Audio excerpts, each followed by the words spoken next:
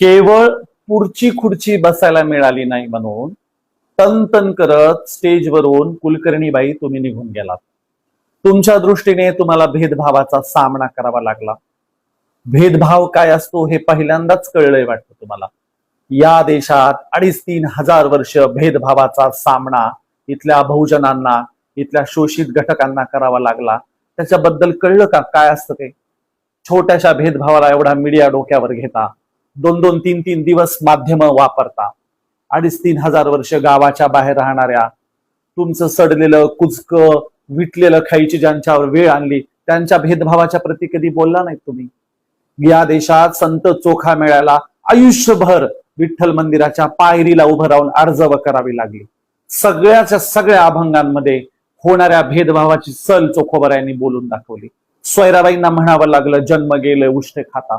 या भेदभावाबद्दल कधी काही वाटलं का? छत्रपती शिवाजी महाराजांच्या राज्याभिषेक सोहळ्याला विरोध केला, मनाला किती लागला असेल? महाराजांना काय वाटलं असेल? स्वतःच्या पोराने मनगटाच्या जोरावर राज्य उभं केलं तर जिजाऊंच्या हृदयाला किती लागला असेल? या त्यांच्या प्रती केलेल्या भेदभावाबद्दल तुम्हाला काही वाटलं का? ज्योतिराव फुलेंच्या दारामध्ये मेलेली जनावर आणून टाकली, त्यांना नाव उमेद केलं, तोंडावर बोलले, म्हणे व्याकरण जमत नाही. त्यांच्यासाठी तुम्ही ज्या वागणूक दिली, त्यांच्यासाठी जो भेदभाव केला, त्याबद्दल काही वाटतं तुम्हाला? सावित्रीमाईंना हृदयाला किती टोचला असेल अंगावर शेण चिखल गोटे फेकताना. या भेदभावाबद्दल तुम्ही नाही बोलणार. साधी खुर्ची नाही मिळाली तर काय तो ऑरा, काय चेहऱ्यावरचे भाव, काय तंतन, समग्र मीडिया हाताशी धरून ते भेदभाव दाखवणं चालू आहे. बाकीच्यांच्या भेदभावाबद्दल बोला ना तुम्ही. एवढा मोठा धिप्पाड पहिलवान असणारा आमचा शाहू राजा, अहो तुम्ही काय कसं वागलात त्यांच्याशी? वेदोक्ताच्या प्रकरणात महाराजांच्या हृदयाला लागलं नसेल? त्यांना तुम्ही जो दर्जा देत होता, जो केसरी मधून लिहित होता, ज्या वालगणना हे करत होता, क्षत्रियांना अधिकार नाहीत म्हणे, तुम्ही शूद्र आहात, शूद्र म्हणताना, त्यांचा अपमान करताना, त्यांच्याशी भेदभावी अमानवीय वागणूक देताना तुम्हाला टोचले नाही का? इंगळ्या टोचल्या नाहीत? वाईट वाटलं नाही? खुर्चीसाठी एवढी मरमर? साध्या खुर्चीसाठी माझ्याशी भेदभाव झाला. या देशात हजारो वर्ष स्त्रियांना भेदभावाचा सामना करावा लागला. या देशात हजारो वर्ष भटके विमुक्त अस्पृश्य जातींना भेदभावाचा सामना करावा लागला.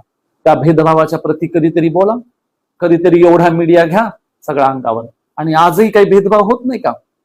खैरलांजीला मिळाला का न्याय? आदिवासी जाती जमातींवर जो अन्याय होतो त्याला मिळतो का न्याय?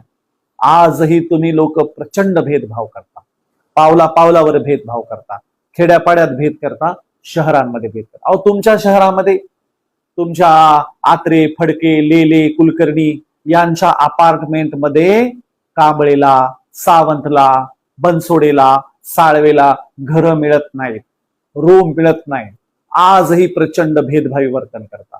तुमच्याकडे किराणा रूम केली तर घरात बाबासाहेबांचा फोटो लावता येत नाही. तुमच्याकडे शिवाजी महाराज, संभाजी महाराजांची नावं असणाऱ्यांना तुम्ही घर रूमा देत नाहीत. आम्हाला माहिती नाही का? या भेदभावाबद्दल तुम्ही मीडिया समोर नाही येणार. या भेदभावाबद्दल तुम्ही मीडिया हाताशी धरणार नाही. साधी खुर्ची नाही मिळाली तर तन तन तन तन करता. या देशात अमानवीय प्रथा परंपरा तुम्ही निर्माण केल्या, त्या पोचल्या आणि त्यांच्या त्या प्रथांच्या जोरावर वर जाऊन बसलात.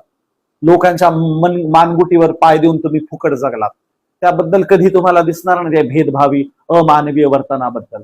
सगळ्याच्या सगळ्या महापुरुषांच्या बद्दल तुम्ही अत्यंत, तुमचे लोक अत्यंत अमानवीय वागलेले आहेत, अत्यंत भेदभावी वर्तन केलेलं आहे. त्या भेदभावी वर्तनाबद्दल जरा तरी बोला, जरा तरी संवेदनशीलता व्यक्त करा. हृदयाला काय लागतं असतं ना, तर ते तुम्हाला नाही कळायचं.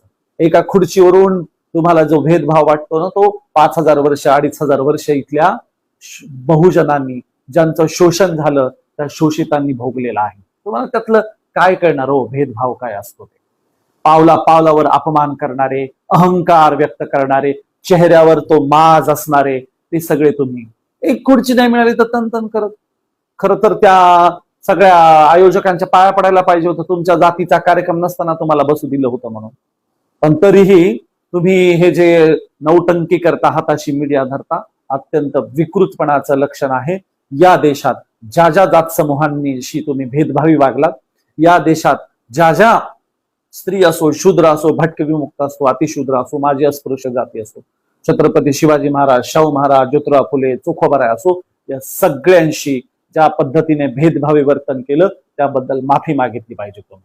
या तुमच्या छाटरू भेदभावाचं आम्हाला काय घेणं देणं. त्यातल्या त्या स्टेजवरच्या मागच्या लाईनच्या खुर्चीत जागा मिळत होती ना, ती नाही बसायला मिळते, त्याबद्दल आम्हाला काय घेणं देणं. ही भेदभाव खरं तर तुम्ही करणारे लोक आहोत, आम्ही नाही. तरी चला, तुमच्याशी झालेला भेदभाव या रूपाने तरी भेदभाव काय असतो थोडस तरी तुम्हाला कळेल अशी अपेक्षा ठेवतो. धन्यवाद मित्रांनो, आपलं मत नक्की कळवा. रामकृष्ण हरी. जय जगद्गुरू. जय शिवराय. जय भीम.